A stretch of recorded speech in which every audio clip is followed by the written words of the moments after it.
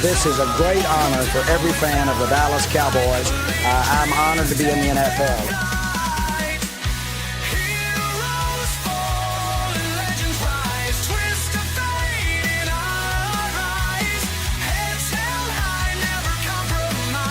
What can I say? Mamba out.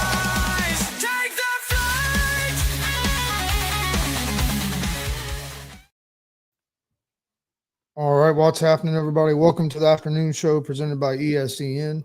I'm Chris Gonzalez, joined by Jay McLevin and Tony Gonzalez. Had a busy weekend in sports. Good weekend, pretty good weekend for me with my teams. Other than the Colts fell a little short yesterday, but Reds made the playoffs. The Indiana Fever forced a game 5 to try to tomorrow night to try to make the WNBA finals. So things around here was pretty good this weekend. Other than the NFL needs to end the damn tie. No damn game should end the tie. Bullshit. I stayed up till midnight last night to watch a fucking football game and don't even get a goddamn win. Hey, Green Bay about screwed up and didn't get a tie. Yeah.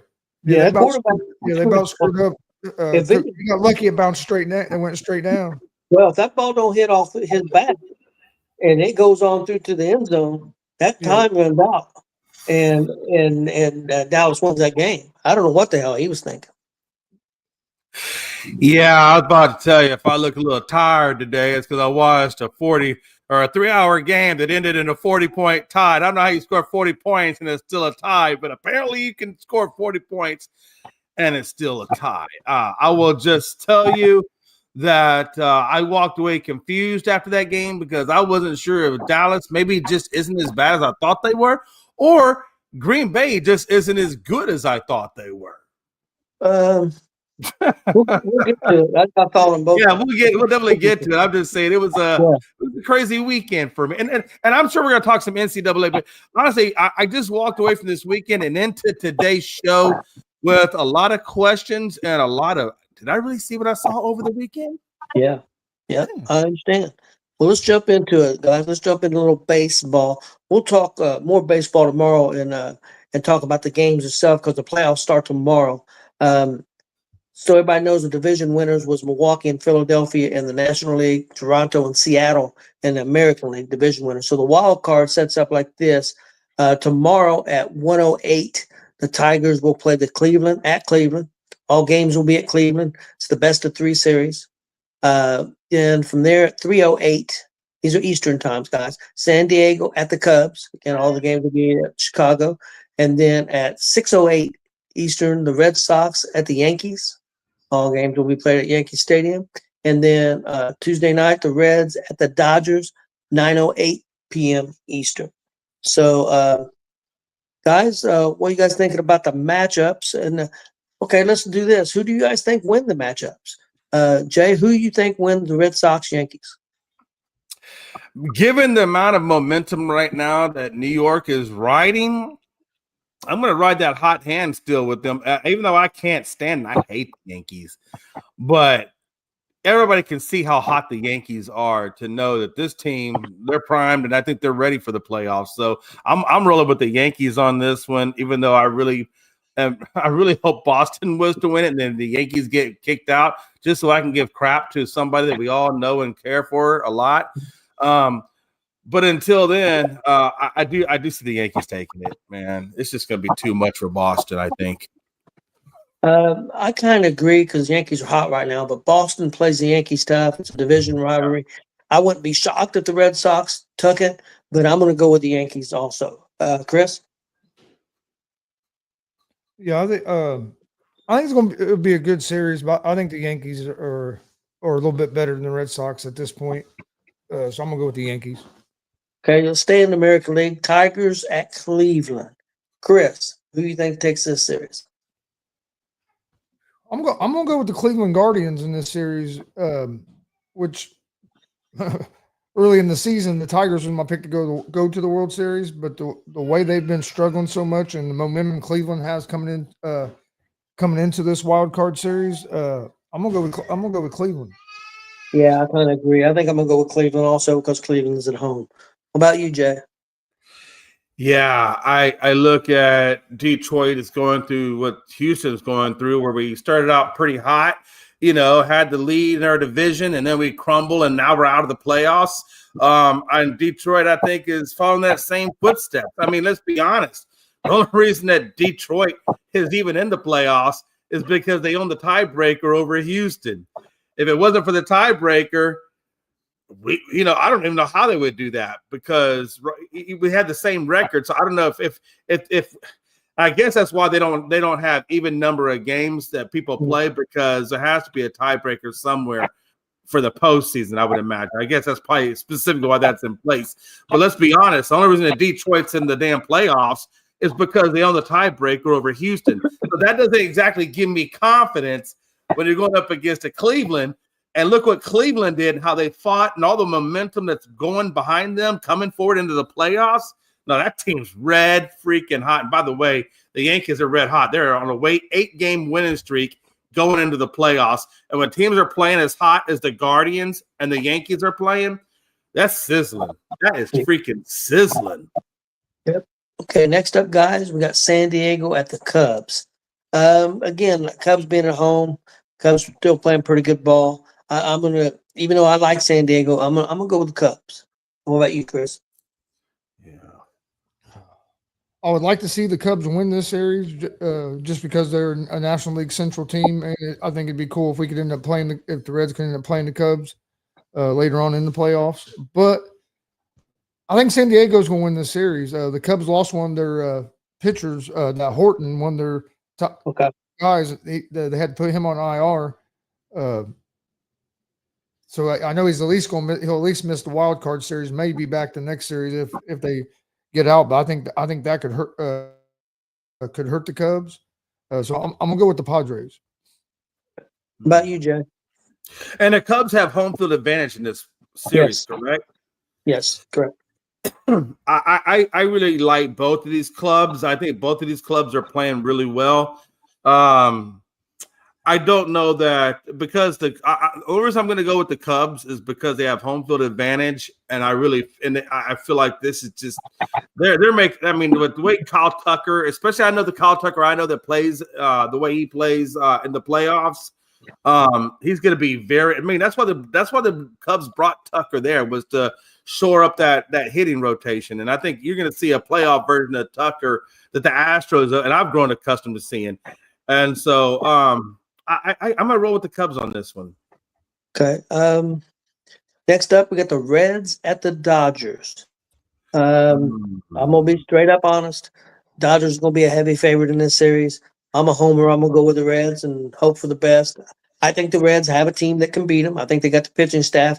But again, we got to keep the game close and make it to the Dodgers bullpen, which struggles. But I know the Dodgers are a heavy favorite, but I'm a homer. I'm going with the Reds. What about you, Chris? Yeah, I think it's going to be a good series. I think the Reds. I know a lot of people are not going to give the Reds a chance to win this series. I do give the Reds a chance to win this series.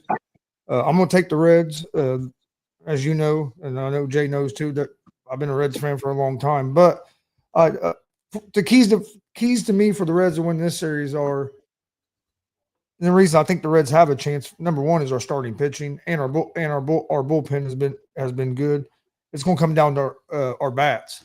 But to me, the key is we need to get to the Dodgers bullpen by like the fifth, sixth inning. We need to get to their bullpen as early as we can, and because that's the weakness of their team. Try to get to their bullpen and hope we can cause some chaos. I think it's going to be a fun series. I can't wait till tomorrow night, 9:08 Eastern time. Been a while since 2019, I think it was the last time we was in the playoffs. Yep. The Reds have been pretty hot. I mean, we finished the season 7-3, finished the season off sweeping the Cubs, and then winning the series against the best team, the team with the best record in baseball, the Brewers. Beat them in the series the last weekend of the season to get into the playoffs. So we got some momentum on our side. We just got to show up and hit the ball tomorrow night. Jay? Yeah, I think I think Chris kind of hit it on the head. You know, you got to get in the bullpen because the one thing about the Dodgers is they share a common thread right now with the Astros, being that they got a lot of players in that pitching not the rotation, but the bullpen that are on the IR. I think if you look at their depth chart, there's like 3 of them right there on the depth chart between Stewart, Kopech, how you want to say the last name, and Yates. All 3 of them are on the IR. They're catchers on the damn IR. So, and Muncie's day to day. So there are some weaknesses in this Dodgers team, and I think you got to get to the bullpen. If the Reds want to have a chance at this LA, which by the way, LA just swept the Mariners going into the playoffs, so they're already coming off a sweep. They're already riding a high momentum coming into this thing. And when you got to go up against the likes of Yamamoto, Ohtani, Blake Snell, Glasnow, and Kershaw, and all of them are healthy, that front 5 on that rotation is stupid. And I don't know that you guys, between Abbott and Hunter Green, I know you got some other pitchers there. I don't want to discount them, but those are kind of your 2 primary guys. Name our 2 best. That's name our 2 best pitchers that you just mentioned. Well, who's your other better? Those are the ones I try to go around my fantasy team. So I don't know. I mean, you're gonna know your team. Nick Lodolo's been just as good, if not better, than Andrew Abbott. Yeah. Oh, I just don't know that. I think we can agree that LA's starting 5 is better than your starting 5. We don't need starting 5. We need starting 3. It's a 3-game series. They're starting 5 in that rotation. The five. Yeah, but we don't need 5. It's a 3-game series. They ain't gonna be able to use 5. I understand. No. Listen to what I'm saying. Even if our 3 match up great against their 3. Right, but what I'm saying is, you talked about a bullpen. We got to get to their bullpen. But if I'm the Dodgers, if I find myself in a predicament, I got 2 other starters that I can gladly bring in and help out that bullpen and keep it going. And then because I know I'm gonna get a week off, and they're gonna rest up over that week. What I'm saying is, the weakness of that bullpen isn't really a weakness, because I'm pretty sure Dave Roberts knows that, hey, it's win or go home, and if he has to pull a couple of starters in there to pull some time, he'll do that. So I think that pitching is going to be a lot harder for you guys to go through than what they're going to have to go through. Middle relief wise, I agree with you, Jay. The closer has really struggled, though. The guy that they use as their closer has really. Tanner Scott. I mean, I'll give you, that's what I'm saying. I mean, I'm not discounting that. I'm saying that the bullpen is their weakness. I just think they're going to help that bullpen out with some of those extra starters that they have. And the fact that it's in LA, that's another element. That's the big key. So I mean, hey, I'm not trying to discount the Reds by any means. I think you have a good baseball organization over there, but I don't think you're good enough to beat this Dodgers team in LA. I just think that's going to be a lot for you to overcome. But I do want to say congratulations to making the playoffs, because honestly, I think you guys were just as much the bubble to get in than we were, and I'm glad you got in. But I just don't know that you have enough to beat the Dodgers. Could be wrong on that. It's going to be tough at Dodgers best home at home is the best team in baseball at their home. So they've won more games than any other team at home. So it's going to be tough. I'd feel more comfortable if if all 3 games went at the Dodgers, if we got at least one at Cincinnati. But that's not the way it is. That's not the way it's set up. But again, I mean, the thing is, you got to get a game. You got to win one. Hopefully the first one. I guess it could be the second one, but if you get a game and put pressure on them, that's what you want to do. You want to apply the pressure. So we'll see what happens, guys, with that. Let's move on to some college football. Excuse me. I'm going to do some scores, and then we'll talk about some games. Number 1, Ohio State defeated Washington 24-6. Number 6, Oregon 30, Penn State 24. Number 3, Penn State 24. Number 13, Ole Miss 24. And number 4, LSU 19. Number 17, Alabama 24. Number 5, Georgia 21. Number 9, Texas A&M 16. Auburn 10. Number 11, IU 20. Iowa 15. Number 14, Iowa State 39. Arizona 14. Arizona was undefeated coming in. And number 15, Tennessee 41. And Mississippi State 34.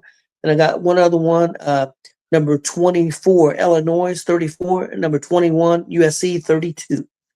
Them are the games, some scores for you. Let's see, guys. Let's talk about the couple of upsets. Let's talk about number 13, Ole Miss, 24, LSU 19. In that game, Ole Miss had 480 yards of total offense, 166 rushing, did have 2 turnovers. LSU had 254 yards total offense, only 57 yards rushing, and they also had 1 turnover, had an interception. So, Chris, your thoughts on this game? I watched some of it. Ole Miss got a great offense and did enough defensively against LSU. I had questions about LSU offense, and that was kind of the key. Only 254 yards of total offense. Yeah, LSU's offense just hasn't lived up to what everybody thought it would be this season. With Nussmeier coming back, everybody's expecting that offense to be better, to perform better so far than what it has. Their defense is outstanding. That LSU defense is really good. But yeah, they're gonna have to figure it out on the offensive side of the ball. LSU is if they're gonna do anything in. Especially if they're going to want to get out of that SEC and get into the playoffs, because I mean, SEC and Big Ten have a lot of good teams in there. Even if a team isn't a top ranked team, which I know Ole Miss was ranked, I think they're top 5 now. But no, and Lane Kiffin's a good coach. The Ole Miss quarterback has been playing pretty good. But yeah, that is a big win for Ole Miss. Jay? Yeah, I mean, it's interesting to me. Ole Miss really dominated LSU in just about every category you could be dominated in, with the exception of penalties. That's the only downside, I think, to Ole Miss's game was the fact they had 14 penalties to 7, and they also had 2 turnovers to 1.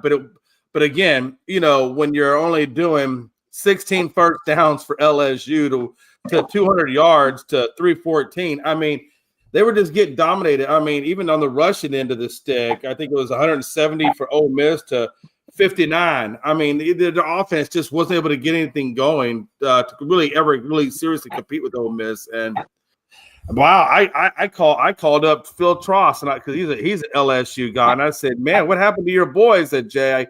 He goes, "We got beat, man. What am I going to say?" I'm like, "Yeah, you definitely got beat." And I think now Ole Miss, and I do have the actual rankings, I think they slipped down to like 17 now in the standings. No, Ole Miss has moved up to 5. They won the game. You mean LSU? No, I meant LSU. I was talking about LSU. I apologize. Not Ole Excuse Miss. me. Ole Miss moved up to 4. Yeah, Ole Miss is at 4. How far did LSU go down?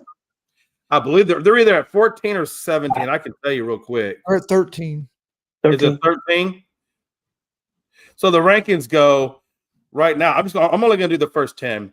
Okay. OSU is at 1, Oregon's 2, Miami's 3, Ole Miss is 4, Oklahoma is 5, A&M is 6, Penn State is 7, IU is 8, Texas 9, and Alabama at 10.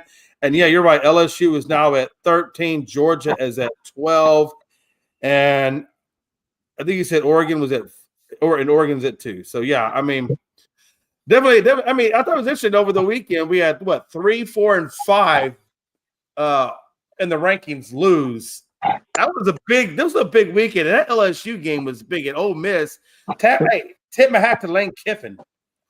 You did good, killer. Yep. Next game up, guys, number 17, Alabama.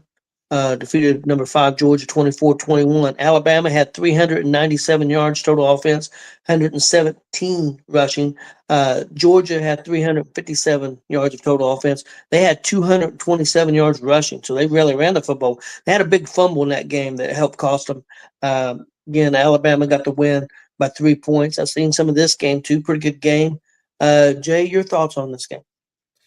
Yeah, I got a lot of buddies right down in Georgia right now that are in their garages hating life watching that Georgia-Bama game. So much so that I sent them a telegram that just said Roll Tide on it, but no name, no nothing. And I hope they enjoyed that. But, yeah, man, Kirby Smart, man. I know there was talks that what's that? DeBoer could be on the hot seat at Alabama. And I think this saved his butt. This win over Georgia saved his butt. I think kind of righted his ship a little bit, at least for now. But they weren't exactly before this game coming into Georgia. They were not happy with DeBoer, and there was a lot of speculation on if DeBoer was going to be back with Alabama. Again, it was speculation. I think after this Georgia game, it really kind of obviously it's going to put more faith and ownership in Alabama, but more importantly, it really kind of brings Bama back into the conversation of relevancy, right? Because we haven't talked about Alabama since Nick Saban left. So now it kind of gets people talking about Alabama again. Well, they've talked about Alabama, just not in a good way. You know what I mean? Yeah. I Chris, mean, the game was close. They only got it by a field goal. It wasn't like Georgia got blown out. But I think a lot of people had Georgia a little bit more than just that, than what they gave. Yep. Yeah, they rushed the football great. They had 227 yards rushing, but just didn't get the job done. Chris, your thoughts? Big win for Alabama to go into Georgia and come out with a win is not an easy thing to do. If you've been watching though, if you watch the games, Alabama's better than what the national media has been saying. They lost that. They played a tough game there at the beginning of the year. Lost to Florida State. If you look at Alabama's quarterback, that dude's been playing good. He played good all their games, even the game that they lost to Florida State. He played good. They just didn't play well defensively. But no, you're seeing the team start to take Kalen DeBoer's shape. You're seeing it kind of gel together. I think by the end of the season, Alabama's going to be one of the better teams in the country. I really do. He has a lot of talent. That quarterback is good. And I think Kalen DeBoer is a good coach. I knew it was going to take more time. You're going into Alabama and you're taking over for arguably the greatest college football coach ever. So there's going to be a lot of scrutiny, a lot of overreaction by the media after they lost that one game, and they bounced back the last couple of weeks, played a lot better, and then they showed it against a high quality opponent in Georgia. So yeah, it's a big win to get on the road. Yeah, especially because I'll be honest, I did not know hardly anything at all about Ty Simpson. When he got named as the quarterback for Bama, I was like, I don't know anything about this kid. And I think now, and I don't think really a lot of people knew a lot about him. And I think that's why they rode so low on the depth or on the rankings, because there's just not enough known about him, or really even Sayer, other than the fact that we know Sayer was a number 9 recruit. But there just wasn't enough data on for me for Alabama. So now I'm obviously Ty Simpson's on my radar, right? So, and I think Bama's on a lot of people's radars now, especially after this game. Yes. Next up, number 6, Oregon, 30, and number 3, Penn State, 24. Oregon had 424 yards of total offense, 176 yards rushing against a very good Penn State's defense. And Oregon's defense stepped up and held Penn State to only 276 total yards of offense. They did have 139 rushing. Penn State did have an interception in that game, I think, towards the end. Pretty good game. I watched quite a bit of this. Oregon's the real deal, guys. They are definitely a top 3 team, I think, in the college football. I predicted that I thought Oregon would win this game, and then they did. Chris, your thoughts? It's a good game. Both these teams, I think, are going to be competing in the playoffs, try to get the national championship. Both of them are real good teams. I thought Penn State played a little too conservative at the beginning offensively. I know you want to get the run game going, but I think they should have opened up the offense a little bit earlier. But yeah, it was a good game, and it came down there to them overtimes, and it was a fun game to watch. Yeah, it was. Jack? Yeah, I was. I don't want to say I was shocked, but I definitely thought Penn State would win this game, and the fact that Oregon came out and took it to them and took it from them. Again, double overtime. I tip my hat to the Ducks, man. Dante Moore, What more can you say about him? I mean, he went up against a really tough defense in Penn State and managed to put 3 touchdowns up via passing, and then he gave you 35 more yards on the ground with 10 carries. So he was definitely all over the place, contributed in multiple different ways. And man, Oregon, woo, okay. I think Dante Moore is. I know when the season first started, before game 1 even happened between Texas and Ohio, a lot of people had Archie Manning and Heisman conversations. I didn't hear much about Dante Moore being in Heisman conversations, but I got to tell you, the way Dante played against Penn State, you got to think that's a resume builder to start the process for the Heisman. That's a good first big win to pick up to build your resume towards the Heisman. Yep, that's true. Next up, guys, we have IU winning 20-15 over Iowa. Real quick, guys, I want to talk a little bit about Iowa. This is the team that now have 2 losses. But in my opinion, I've watched Illinois play a couple of games and watching USC play a couple of games. Iowa's a better team than either one of them, in my opinion. If they had a better quarterback, they could be a top 10 team in football. They got a really, really good defense. The only losses is to Iowa. IU came in 11th ranked, and their other loss is only to Iowa State, who's 14th ranked. I think they stayed about 14. I'm not sure, but Iowa State only beat them by 1 point, and Indiana beat Iowa by 5. So Iowa, in my prediction, will end up a top 25 team. I'm telling you, they're better than Illinois or USC. Iowa is one of the best defense in college football. They handled IU pretty well up front. IU struggled at times up front against them. I mean, they did enough to win, don't get me wrong, but it was a pretty good game. I watched pretty much all of it. IU had 337 total offense and 104 yards rushing, but that is misleading because on the last play of the game, the quarterback took off running and ran backwards and gave up a safety. So he ran about 40 or 50 yards, which was took off the total yards and also rushing. Because at one point they had 155 yards rushing, IU did. So, of course, when he ran backwards, that took off yards. He got like a negative 40 yards rushing. Yeah. So, they held Iowa to 92 yards rushing, only 284 yards. And Iowa did have a couple interceptions. IU had 1 interception. But I'm impressed with Iowa. And I think IU is a top 10 team. But our next game, we're going to find out real quick because we got Oregon on the 11th. I think we've got a bye now, and then we got Oregon. I would assume it's at Oregon. It's going to be a tough game. So we'll find out a lot about IU that game against Oregon. Chris? Yeah, I thought IU looked pretty good. The offense couldn't get in a real good rhythm for big most parts of that game. But like I said, Iowa has a real good defense. IU has a real good defense. Our defense is pretty damn good too. We fly around. It was pretty much of a defensive battle. I agree with you. Iowa, if they can figure out their quarterback position, would be a really good football team. IU didn't execute. You saw a few more penalties than usual from IU. So they didn't. Our discipline wasn't as good as it usually is.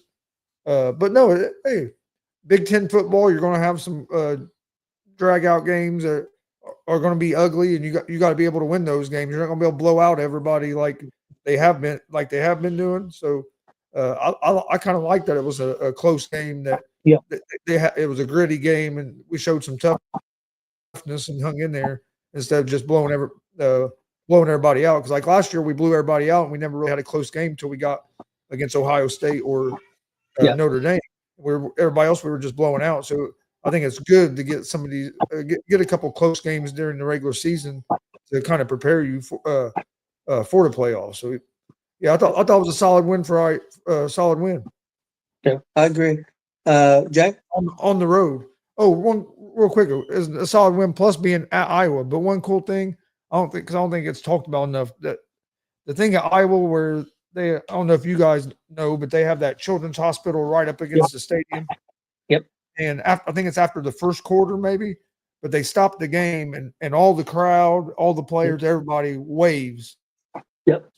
To all the kids in this children's hospital that are watching the game through their hospital room windows. I mean that damn hospital is right up against the stands Oh yeah. of the stadium. But that's like the third or fourth time I've seen it now. That's to me, it's one of the coolest things to watch. Like when they paused that game and they were showing that on TV, it's pretty cool. It's a pretty cool tradition that they have there in Iowa. Well, one of the reasons I knew about it, remember the kid that was a big Purdue fan, Chris, that I think had cancer a few years ago? He was there in that hospital in Iowa, and he was a big Purdue fan. That's how I got to know about it, because they really covered it a lot. And I think Purdue actually upset Iowa that game, if I remember right. Yeah, I think they did. That's how I know about that a few years back. Yeah, I don't know if you saw it Saturday during the IU Iowa game when they done it, but I did. It's pretty cool. It even comes off pretty cool on TV, the way they were panning the crowd and stuff. So yeah, I thought it was a pretty cool moment. I really like that, because I'm a person that spent a lot of time in a children's hospital at Riley. Spent a lot of hours there, as you know. So yeah, I think that's pretty cool. Okay. Yeah. Outside of that cool factor, which that is a cool thing, kids can see a football game. Sure, it makes their day a little bit better. It's just unfortunate they had to watch a trashy IU team that went in there, but hey, they can't always get what they want, right? So they it's good. I'm pretty sure Iowa looked kind of, they played two different quarterbacks. I didn't get to watch this game, but it wasn't advertised in my area. But I see they used two different quarterbacks. Did one of the quarterbacks get hurt? Got hurt. Yeah, the other quarterback got hurt late in the game. Yeah. So Growanowski got hurt. Yeah, late in the game. Or was he the one that finished it? Yep. He got hurt. Quarterbacks. I'm not sure which was. Did Brown start it or Gronkowski start it? No, Brown came in late in the game. Okay. So Gronkowski was the one that got hurt. Okay, just curious. Yeah, I didn't get to catch the game. I just watched it. But you guys do have. I mean, you guys did hurt them on defense. You intercepted both the quarterbacks, so you got 2 interceptions off of that. And in Indiana, you made one.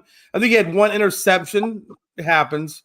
Not bad. 233. Your run game wasn't too bad. And again, Iowa is a good team. I don't pay attention much to Iowa football because we don't get it up here all that often. But when I have watched Iowa, they've always seemed to be in the mix. Like, I don't know if they're elite, but they've always had a pretty good team. Yeah, go ahead. IU's quarterback is in the Heisman conversation as well. Yep. Oh, Growanowski is?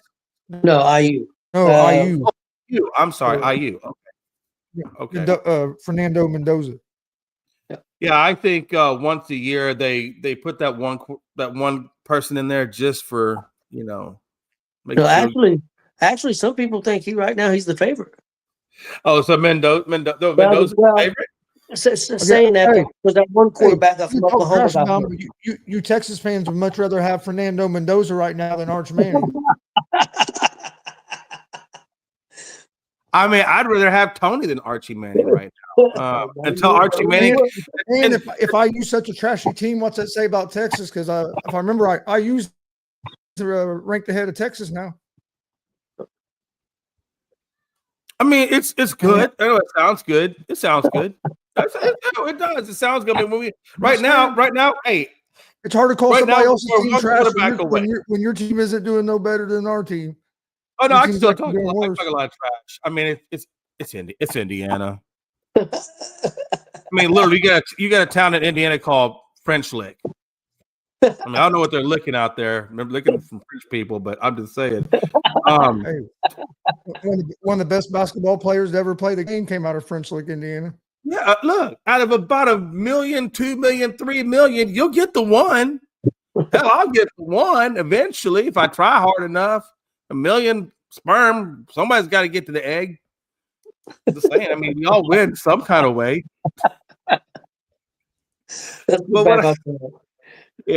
get it back on track. I apologize for my metaphors. They're terrible. No, but hey, in all honesty, though, I said this earlier, and I'll say it again. I feel like Indiana is making a quiet a quiet surge in the standings, right? I mean, you guys are up to number 9 now at this point, and you're doing it in a quiet way, right? So, you're in the playoffs. If the playoffs ended today, you'd be in the playoffs, I would imagine. So, and I didn't know much about Mendoza. So the fact that he's in there for the Heisman, I'm gonna start paying more attention to him. And obviously the Oregon quarterback. So there's gonna be some good quarterbacks in there. Yeah. The guy from Oklahoma was the favorite, but he got hurt. He's out a few games. A lot of people liked him, but they said now that's going to hurt his chances because of the injury. I don't know how many games he's going to miss. I think it was more than just a couple, so it's going to hurt his chances. And a lot of people feel like Mendoza could be one of the guys. So, but you never know. I mean, he's got some tough games. He's got Oregon coming up next. How is he going to perform against Oregon? So, I mean, that's going to be a big tell. I mean, so we'll see what happens. And he's going to be going. They're going up against a Heisman type quarterback there too. So there's going to be a lot involved in that game. Yeah, it's a big game for IU. IU needs to play well. I'm pretty sure it's going to be at Oregon. Love to see IU get the win, but the main thing is they need to perform well because I mean, even if they lose this game, you don't want to get blown out because I mean that's can make a difference in the rankings. So I mean, you want to absolutely. If Indiana beats Oregon, and Mendoza has a good game. Oh, he would definitely take over the Heisman conversation over the guy from Oregon for sure. If Indiana was to beat Oregon, they would probably move up to the top 3. Oh, easily move up to top 3. Yeah, so easy. I mean, so you guys definitely have a big game coming up soon. Oh yeah, we're off this week and then be the 11th. But it also could be as much as it can help you get to the 3. It can also send you the other direction too. Oh yeah, most definitely. So that's what I'm saying. This is a really big game for both of you guys. Yeah, I agree.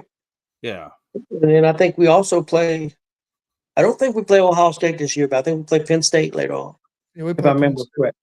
Yeah. Any other college games you guys want to go over until, or are you guys ready to go to the NFL? I think that was the only one I had on my radar. Was the big one, right? Yeah. I think there was one other. Wasn't there one other big game in there? Maybe not. Maybe that might have been the only one that was on my radar. Yeah, I think that was the only one on my radar. Auburn beat. I mean, Texas A&M beat Auburn, but Auburn's unranked. There's really nothing there. No, I think I apologize, Tony. Yeah, you covered all the big ones. Okay. Guys, let's move on to the NFL. I'll give some scores real quick, and then we'll talk about some of the games. Pittsburgh outlasted Minnesota 24-21. Minnesota tried to come back in the fourth quarter again. Fell short this time. Atlanta 34, Washington 27. The Giants, big upset, 21-18 over the Chargers. Houston dominated Tennessee 26-0. New England all over Carolina 42-13. Buffalo defeated New Orleans 31-19. Detroit 34, Cleveland 10. Kansas City 37, Baltimore 20, the Rams 27, the Colts 20, Jacksonville 26, San Francisco 21, Chicago 25, the Raiders 24, and Green Bay and Dallas like kissing their sisters, a tie, 40-40. I mean, that sucks. Can we? Is it okay if we start off with that Giants game first? Yes, let's start off with the Giants and the Chargers. Giants winning 21-18. Jay, your thoughts on the game?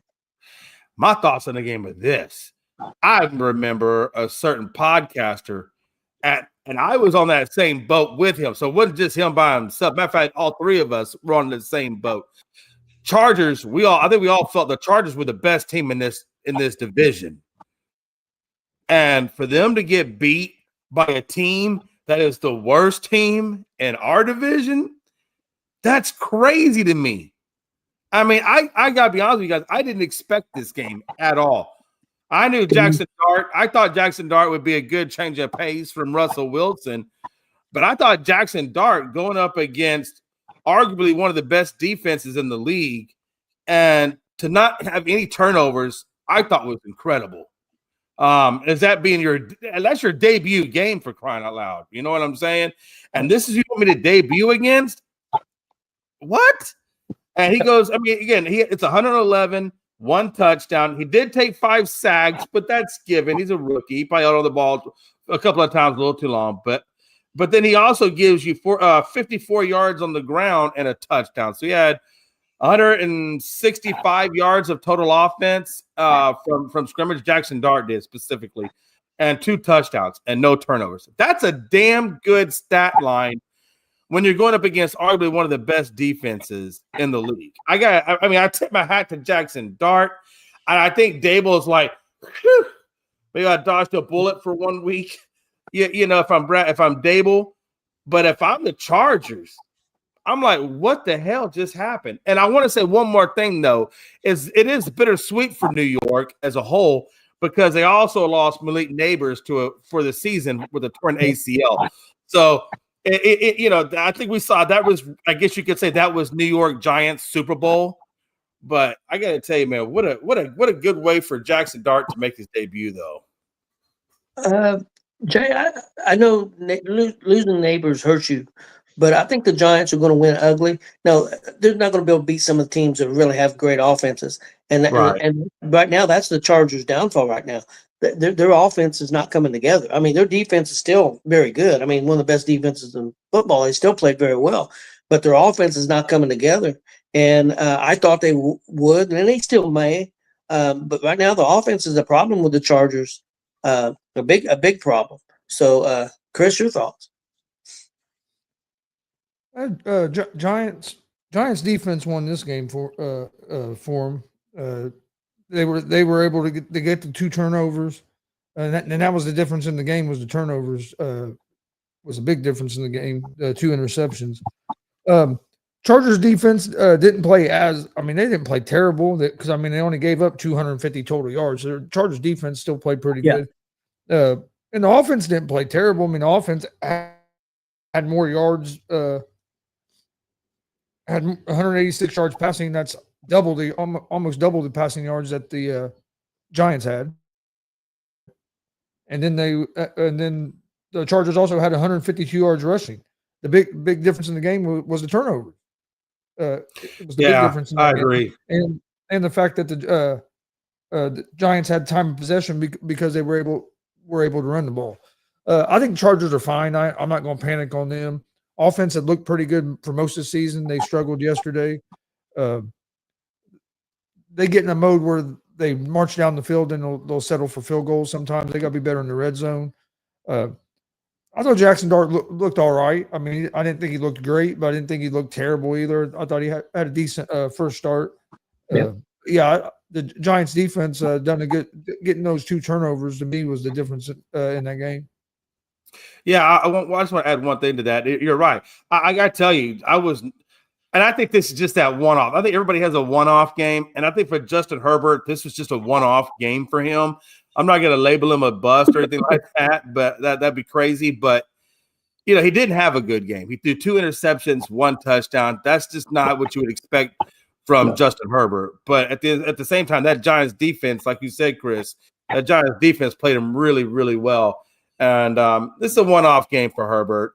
But I got to tell you, I think, for Jackson Dart, the reason why I liked it is if I'm a head coach and I'm telling my rookie, hey, just don't – look, all I want you to do is just go out there, facilitate. Don't try to do nothing crazy. Don't try to, do anything more than what you do. Just go out there, facilitate. And I think that's what Jackson Dart did. He went out there, he facilitated, and he had a good game management game. But I think, when you look at it from a rookie standpoint, going up against, like I said, one of the better defenses, that's big. That spoke volumes to me. Okay, guys, let's go to next game I have here. Kansas City 37, Baltimore 20. Baltimore ran the ball well, 160 yards rushing, but they had a couple turnovers, and they also had give up 3 sacks where Kansas City only gave up like 1 sack. Kansas City didn't rush great, but for them, 118 yards rushing is pretty good for Kansas City as of late because they've been lucky to break 50 most of the games this year. Kansas City looked a lot better with Worthy in there, having that guy that that can go downfield, and it made a big difference for them. I felt like. Baltimore's in trouble, guys. I know their division's not super strong, so they might be all right.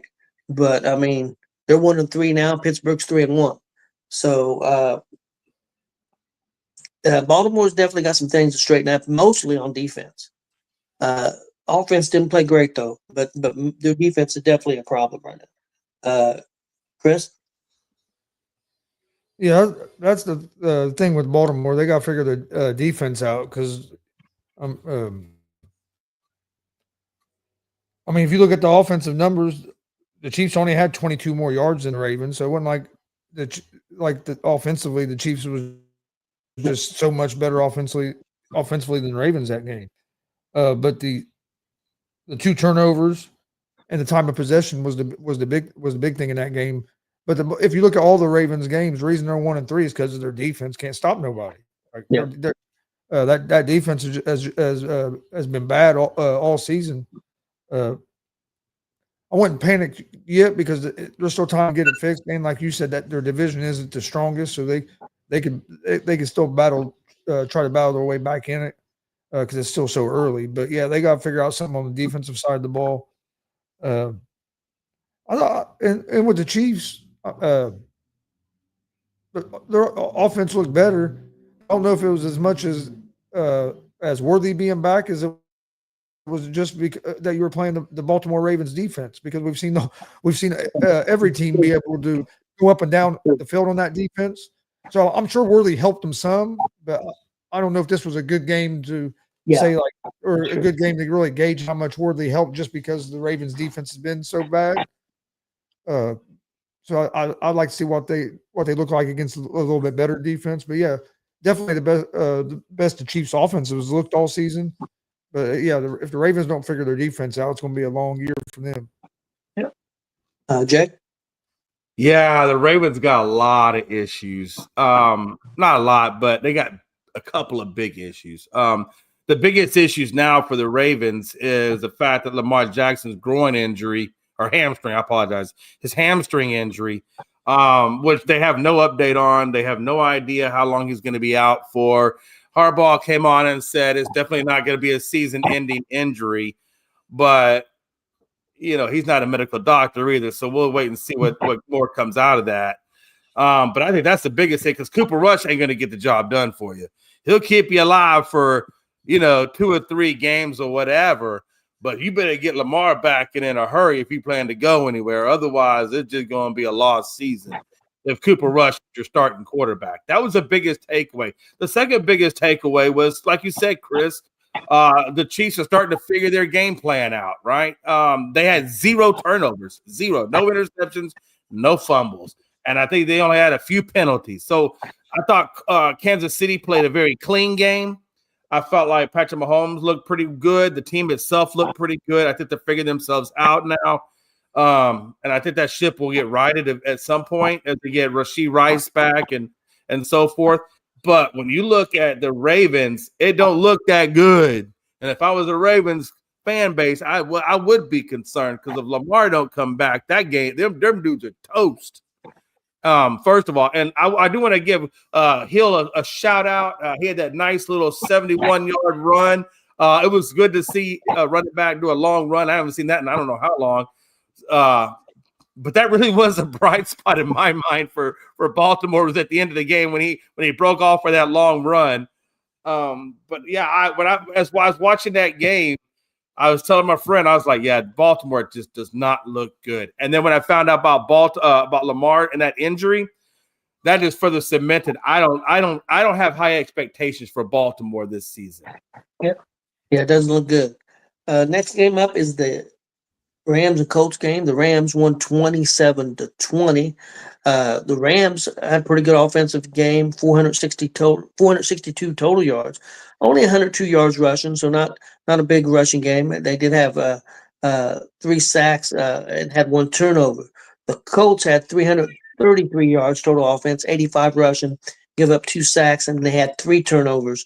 But the big key also on that, a lot of yards got taken away by dumbass plays by the Colts. 2 of them by 1 player. Mitchell had a 70-yard touchdown that would have added to the totals, and he fumbled the ball out of bounds because he was being an idiot trying to celebrate too soon. And then also we lost about 50 yards rushing for a touchdown, which Taylor would have scored, but Mitchell held on the play, which he didn't need to, but he did. And so there's 120 yards of total offense that got taken away. So really our offense played pretty well. our defense is kind of a bend don't break defense. I mean, we should have scored 34. We would give up 27. We could have very easily won that game, but hey, we didn't. We didn't deserve to win it. We made mistakes, so I'm not going to cry about that. We made mistakes, and so you make mistakes like that, you don't deserve to win. But I was happy that the Colts did, for the most part, play pretty well. I think they proved that they belong at this point. I think Rams is one of the better teams in football. One thing about the Rams is, though, the Rams, I still wonder about them. Can they win the big game? They was lucky to win this game. And can they win the big game against the Philadelphia or the Kansas Cities or teams like that? So I do have some questions about the Rams also. Chris? Yeah. It was good football, a fun game to watch, good game. Colts should have won this game. Penalties killed us, had too many penalties. And then Adion Mitchell killed us. Like, I took two touchdowns off the board. And not only 2 touchdowns off the board, you get the touchdown, the one that he caught, that he was going to score his first career touchdown on, that he fumbled, threw the ball out of the back of the end zone on his way in and gave them the ball back. Not only was that going to give 7 points and you had the lead, but that changed the whole momentum of the game. Colts had all the momentum, and then boom, the Colts defense done a good job forcing a punt right there and didn't give up no points, and then we end up going down and getting a touchdown later. But yeah, but he took 14 points out of us.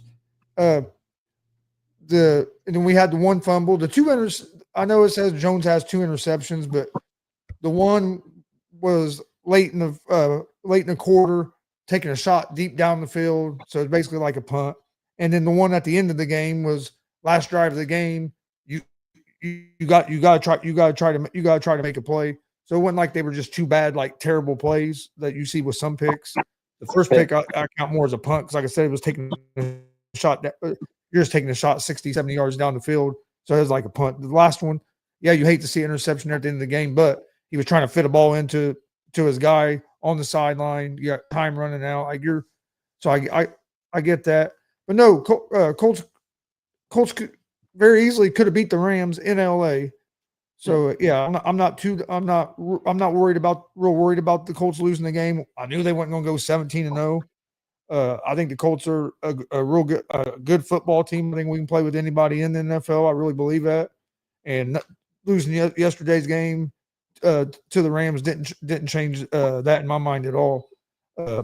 Rams are a solid team, but I mean, we all talk about how great the Rams defense is. Colts offense was able to move the ball on them. So it wasn't like it was that. Like I said, a lot of the mistakes that we haven't been making this season showed their head a little bit yesterday with some of the penalties. But the referees got penalty happy there on both teams. They were there for a little bit. Like it seemed like every play there was a fucking flag. But the 2 big mistakes by Mitchell really killed us in that game. Like I said, I took 14 points off the board for us, and then put points on the board for them after the second one. Yep, most definitely. Jay? You know, in my mind, there were 2 famous coaches that in their press conferences had taglines that were really, really famous. And I'm just trying to figure out in my mind which tagline I want to start off my dissemination of the Colts with. And it was between Jim Mora and Dennis Green. And I think I'm going to go with Dennis Green on this one. Because I told you, wait till they get tested. And in my famous Dennis Green voice, they are who we thought they were. Yeah, let that sink in, Chris. No, don't respond just yet. You just keep that thing on mute for a minute. If you really think the Colts, keep it on mute, Chris.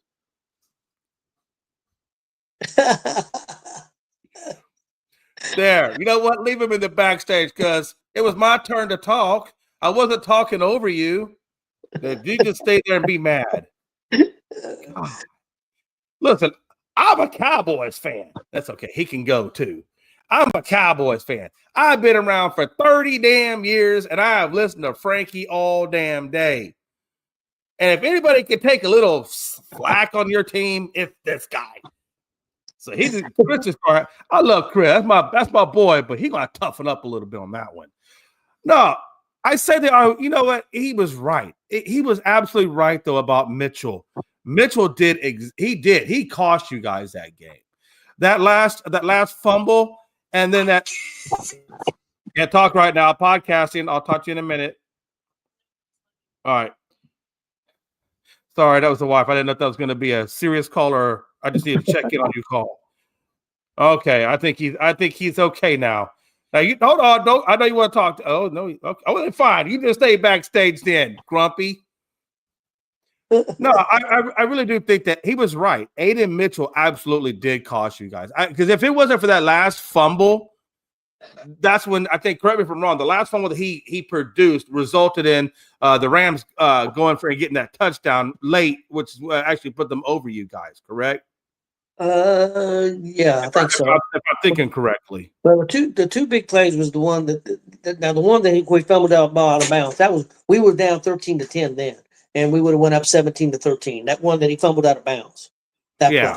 Because that was in the third quarter, and then the other big play was when we was up 17-13, and Taylor ran the football, and that would have put us up by 2 scores. And he committed that dumb holding penalty, which Mitchell didn't need to. That was the bad thing because it wasn't needed because Taylor, I mean, he had it all the way, unfortunately. But Mitchell cost us the game. But the Rams defense put some pressure on us. We had some turnovers, a little bit of sacks. But like I said, the numbers are weird because, like I said, you say, well, we only have 333 yards offense, but we took about 120, 130 off the board ourselves. That would have been, a 70-yard touchdown pass and a 50-yard touchdown run. So you add those 120 yards on there, we would have been at almost 450 yards total offense. So our offense played pretty well. The offense wasn't the problem; it was mistakes, penalties, and dumb mistakes is what cost them the game. And that's and I think that's it. A game like the Rams, especially this early on in the season, is good for you to experience because it really, they're gonna go back and watch tape of this. Danny's gonna watch tape of this. Ed and Mitchell's gonna watch tape. The whole team's gonna watch this tape, and I would have, and they're gonna practice these things when they come before next game. So I expect those fumbles that they had this game will get rectified. A game like this really does help your team because, okay, you're 3-1 now at this point. You're still atop of your division. So it's not like I think you guys, matter of fact, I think you're actually tied with Jacksonville at this point, which is pretty weird. But regardless, Jacksonville has some easier games. So I don't really look at Jacksonville in my mind as being all that serious. But I do look at you guys as being serious because I do know the quality of coaching you have. I like the quality of the running back, the wide receivers, and your defense. You guys have a good, legitimate team. And Chris was right. You guys can compete with just about anybody. Yeah. And I really think this game against the Rams, right, is going to be a lesson learned for your team. And if you apply the lessons that you learned in this game going forward throughout the rest of the season, by the time you get to the end of the season, you guys are vying for – whether it be a wild card or whether it be a divisional game or whatever it is, you're going to be in from an experience level, you're going to be in a much better situation. Everything comes to adversity. And I think the couple of fumbles, the couple of interceptions, whatever, those are just learning opportunities against a really good team that you only lost by 7 points to. So I'm gonna add Chris back in. Hopefully he'll be nice. Hello, Christopher.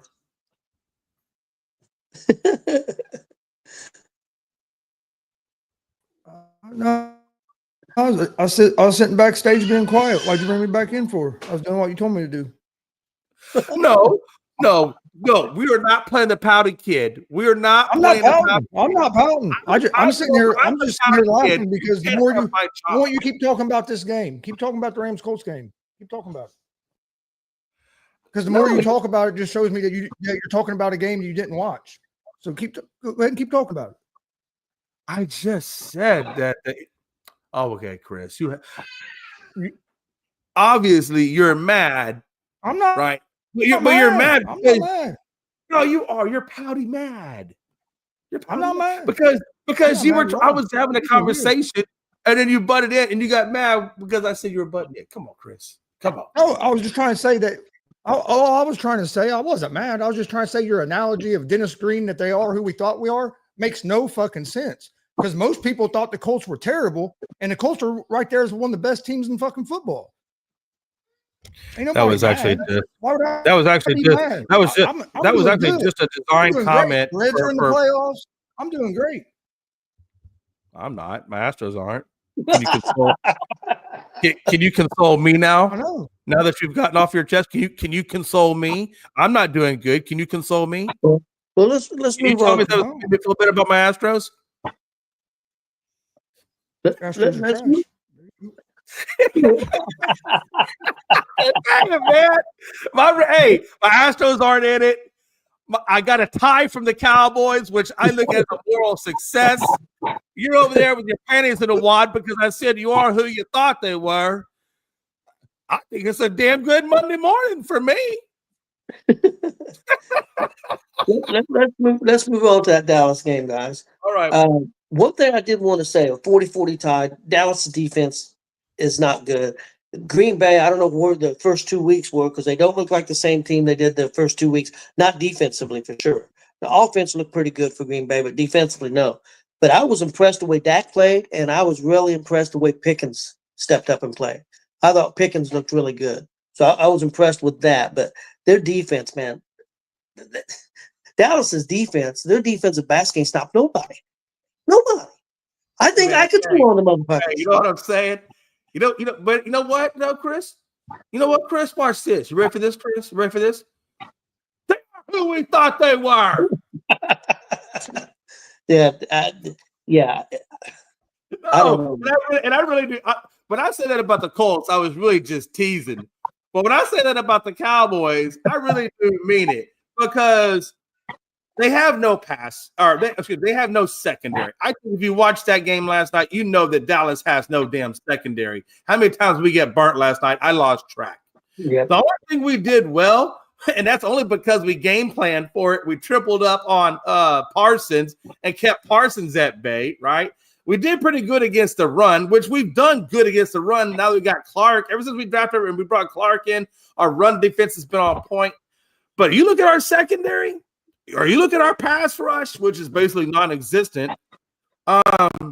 Yeah, Dallas is exactly the type of team that I thought they were. The only thing that kept us in it was the fact that our offense, for some odd reason, our offense was actually doing quite well.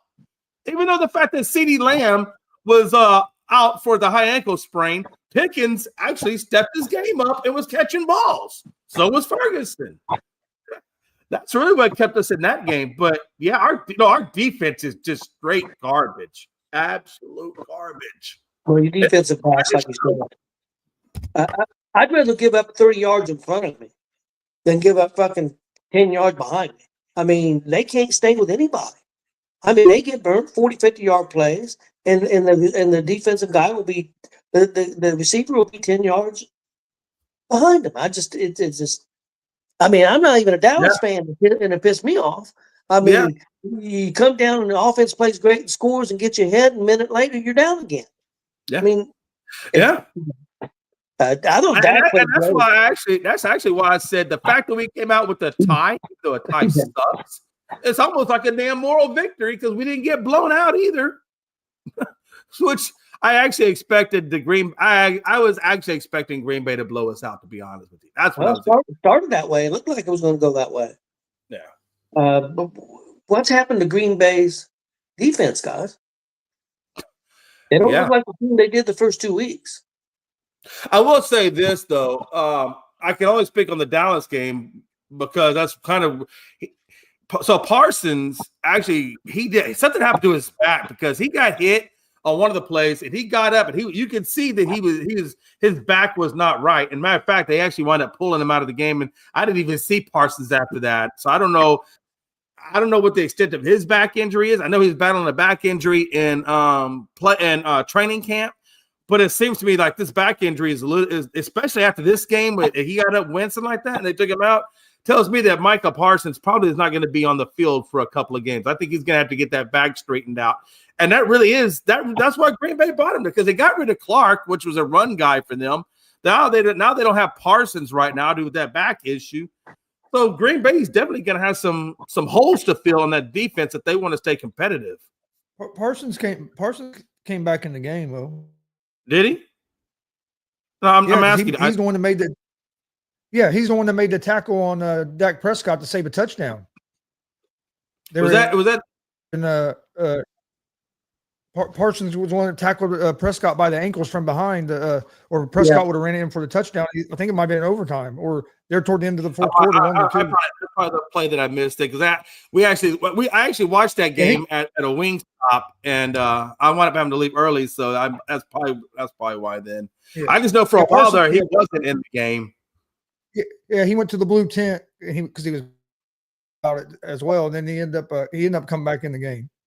Okay, then that must have been when I was on my ride home then. But yeah, okay. Well, either way though, look, even if he did come back in the game, you can't tell me that there's still not lingering effects in that back. Hell, Gonzo, you got back problems. You know, back problems don't just go away. So I'm wondering if in that blue tent they gave him a little shot of Eperdol or whatever to keep that pain away long enough for him to finish the game. That's what I was wondering. What they had him in the blue tent for wasn't even his back. Concussion. The officials pulled him off the field because of a hit to the head. And make him go get him checked. Yeah, make him go get checked, and he couldn't get in. He had to wait over there, and he was mad because he wanted to be back on the field. I thought it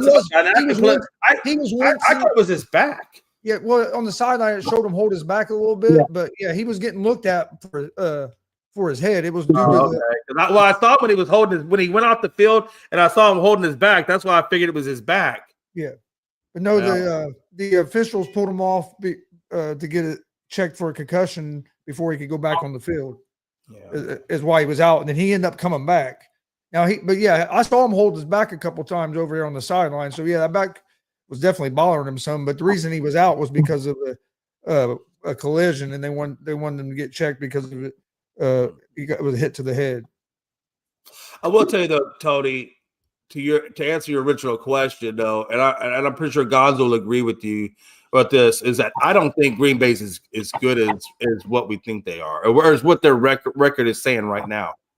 Well, what are they now? They're 3-1, I believe, aren't they? Or no, 2-1.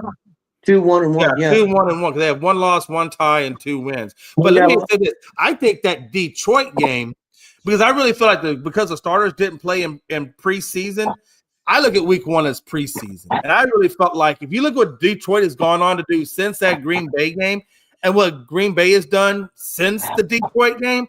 It's a tale of two different worlds. You know what I mean? Yeah. It's crazy. Because you can't tell me that Browns game wasn't a fluke either, because they lost to the damn Browns. You know, yeah. Anyway, that's my thoughts. Anyway, Chris, your thoughts on the game? Dallas should have won that game. I know you guys are. I agree with you guys. Dallas cornerbacks aren't great, but what really cost Dallas that game was their tackling. Their tackling was terrible. Like there was times that they had them where they wouldn't have got a first down, had them short a bunch of times, and let them break tackles. I think if their tackling was better, they win that game. I really do. Yeah, you're right, because Collinsworth called it out. So that one time that they threw that short pass and they had it completely covered. I mean, completely covered. Had the right defense. Should have been for a loss, and they got like 15 or 20 yards on the run on the play. And it's just their tackling was poor. That's true. Yeah, I think that was the biggest thing was the tackling and penalties. What you guys have like 14 penalties, but to me it was tackling and penalties is why you guys lost that game. But you guys, Dallas should have won that game. I watched that whole game last night, and Dallas should have won that game. Green Bay's a good team. I think what happened, not everybody, because I don't think none of us really overreacted as much as a lot of the national people did. But a lot of people overreacted to that win against the Giants. They're a good team, and it wasn't even the win against the Giants. Not the Giants, the Detroit. I mean, against the Lions. But it ain't even that. As soon as they made the trade for Parsons, the national media wanted to crown them as they had already won the Super Bowl, basically. Yeah. Like they put so much hype on him. I'm like, okay, Micah Parsons is a good player. But if Micah Parsons is if Michael Parsons is that damn good that he's going to go to Green Bay and they're automatically going to the Super Bowl, why in the fuck wouldn't Dallas win the Super Bowl with Michael Parsons there? I agree. I totally agree with you. Totally agree. You don't see one player a lot of times elevate a team to a Super Bowl other than maybe at the quarterback position, but not usually one defense. Well, I mean, like you take a player like a Parsons or a Ray Lewis or a Reggie White or something along those caliber, or a TJ Watt, maybe, whatever. They can certainly make your defense elite, but they cannot be the defense. Like, you need all the other guys doing their jobs, and then you got this one elite guy that just throws it over the top, which Ray Lewis threw his team over the top, Suggs threw the Baltimore Ravens, all these guys, right? But you're right. And here's the thing.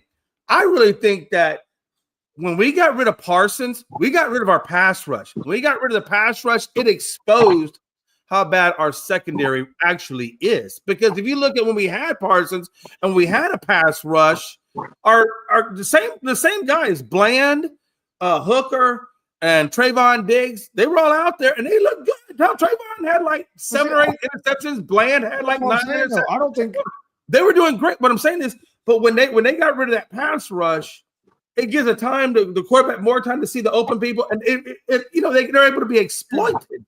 But I don't think your guys' pass rush was that bad, OJ. There was a lot of times that you guys put some pressure on Love, made him have to throw the ball quicker than he wanted to, and go to a check down. But then that check down turned into a 20-yard gain because you missed 2 tackles.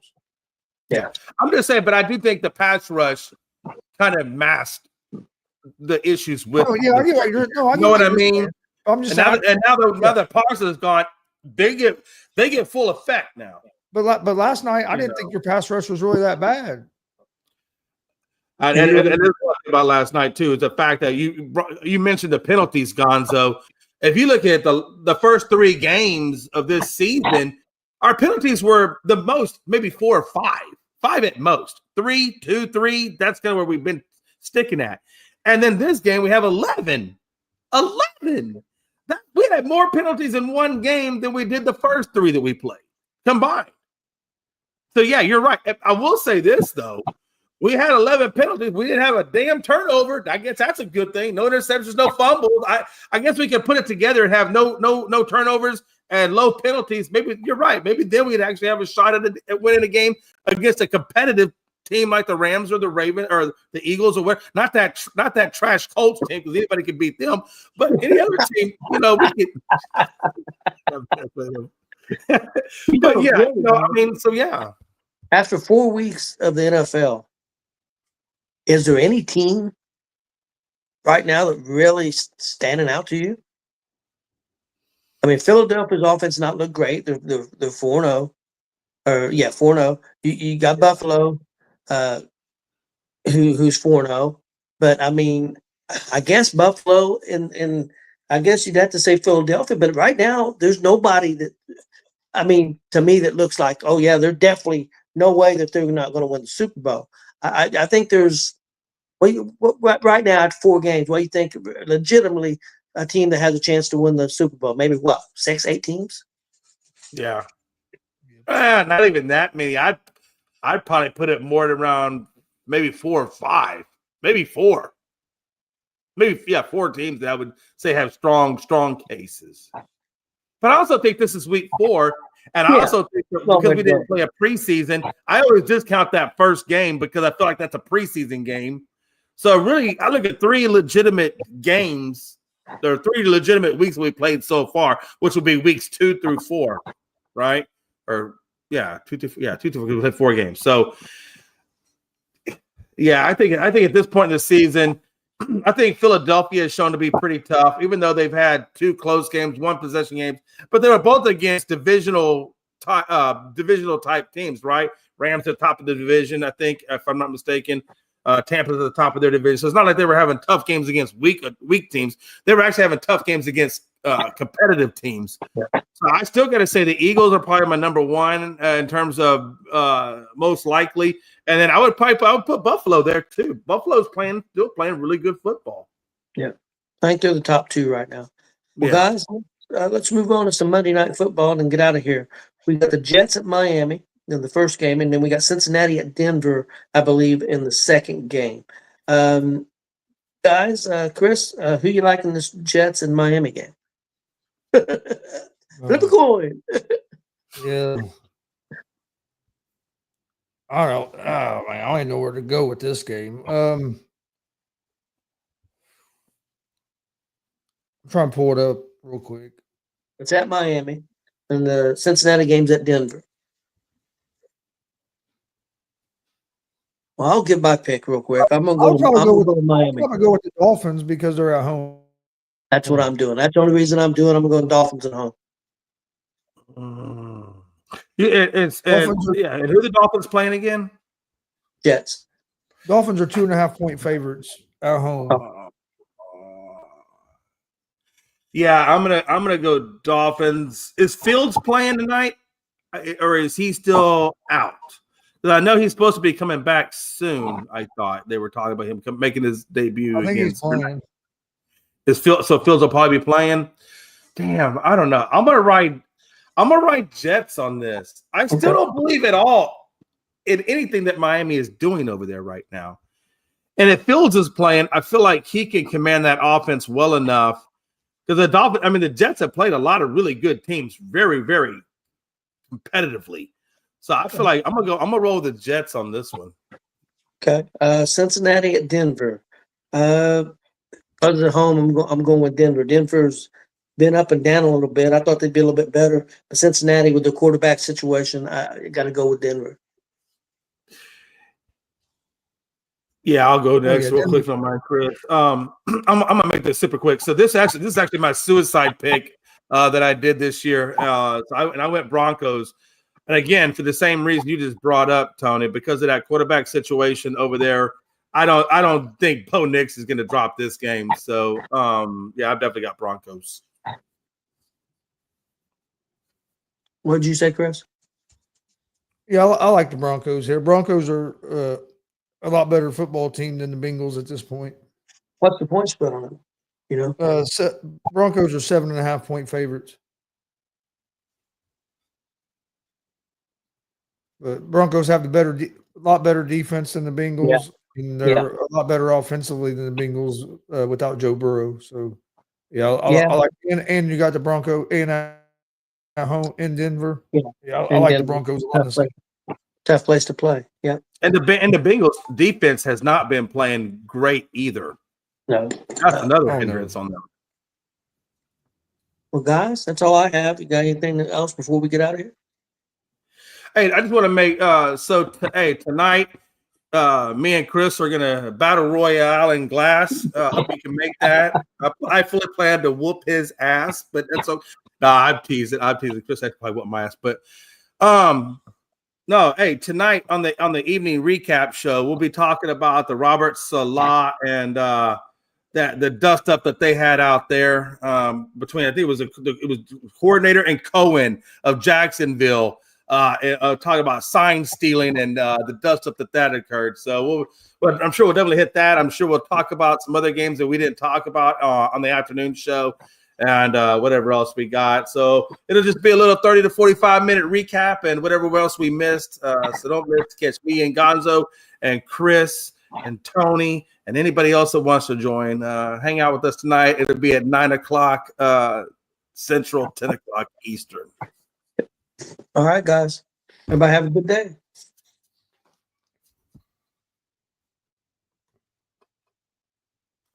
What the hell?